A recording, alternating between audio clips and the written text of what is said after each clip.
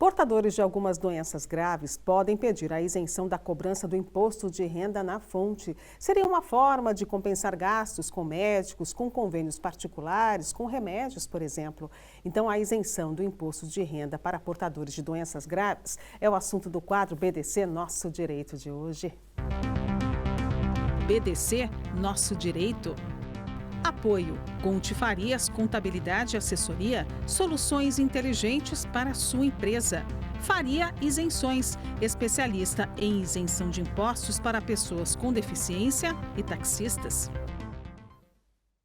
Então, para falar sobre esse assunto que pode interessar para tanta gente, está aqui comigo no estúdio a advogada doutora Débora Gensen, para dar todos os detalhes. Bom dia, doutora. Bom dia, Tatiana, tudo bem? Tudo ótimo, e a senhora?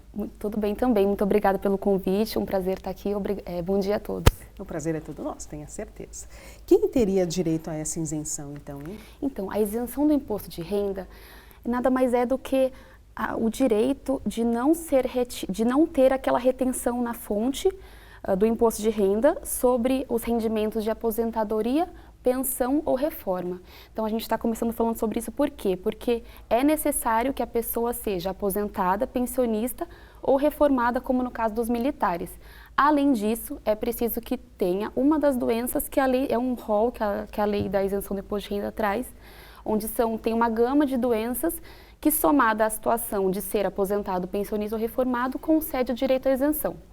São diversas doenças, vamos citar as principais. Isso. É a AIDS, alienação mental, câncer, esclerose múltipla, hanseníase, Parkinson, paralisia irreversível e incapacitante, hepatopatia, nefropatia, cardiopatias graves, tuberculose. Então, são inúmeras as doenças. Mas não é necessário ter só a doença, é preciso também ser aposentado, pensionista ou reformado. Somando essas duas situações, aí existe o direito à isenção do imposto de renda. Isso é importante, né? Além de ser aposentado, pensionista ou reformado, ter essa doença, mas precisa comprovar. Precisa comprovar a doença. Pela via judicial, pode ser comprovada pelos laudos particulares que a pessoa ali reúne ao longo dos seus tratamentos.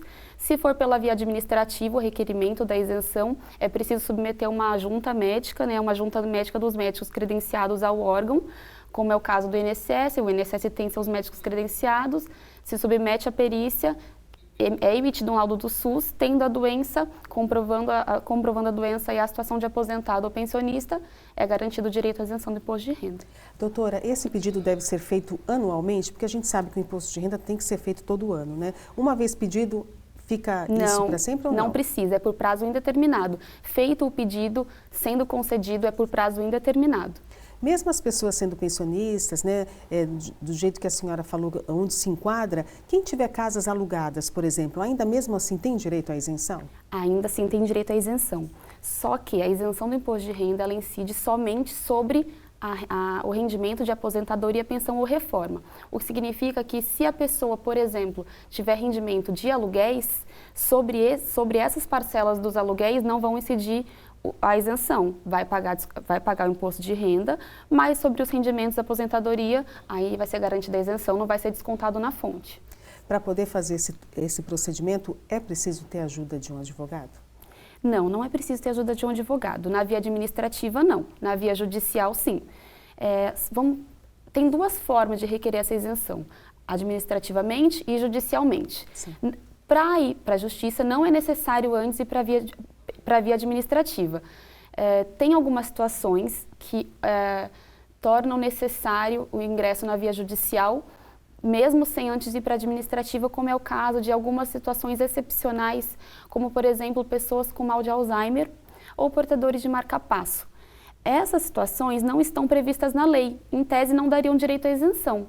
Então, se eu for requerer ao INSS, por exemplo, a isenção, porque eu tenho marca-passo, porque eu tenho Alzheimer, o INSS não vai conceder, porque na via administrativa eles são bem limitados no entendimento. Só vão me conceder se eu tiver uma das doenças especificamente listadas no rol. Nesse caso, é necessário para a justiça. A gente faz uma analogia Então, quem tem mal de Alzheimer, a gente faz uma analogia à alienação mental, que é o que está na lei. E quem usa marca-passo, a gente faz uma analogia a cardiopatias graves, porque quem usa marca-passo, a gente presume que tem uma cardiopatia. Na via judicial é possível discutir, então, utilizar como analogia e o resultado tem sido bastante favorável.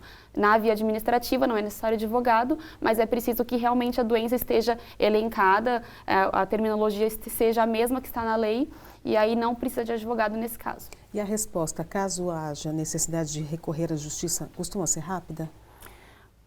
Na justiça, assim, a gente não consegue precisar um tempo, porque é muito individual, né, de cada vara que cai o processo, mas logo que se é ajuizada uma ação, em geral a gente pede uma liminar para que cessem os descontos, né, as retenções na fonte do imposto de renda. Então, sendo concedido, aí rapidamente os descontos são interrompidos e vai até o final do processo, até ter a decisão ser confirmada em sentença. Doutora, eu agradeço demais, viu, as suas explicações. Tenho certeza que ajudou bastante quem está lá do outro lado. Obrigada de coração. Eu que ótimo agradeço. dia. Ótimo dia a todos. Esse foi mais um quadro BDC, Nosso Direito. BDC, Nosso Direito. Apoio: Conte Farias Contabilidade e Assessoria, soluções inteligentes para a sua empresa. Faria Isenções, especialista em isenção de impostos para pessoas com deficiência e taxistas.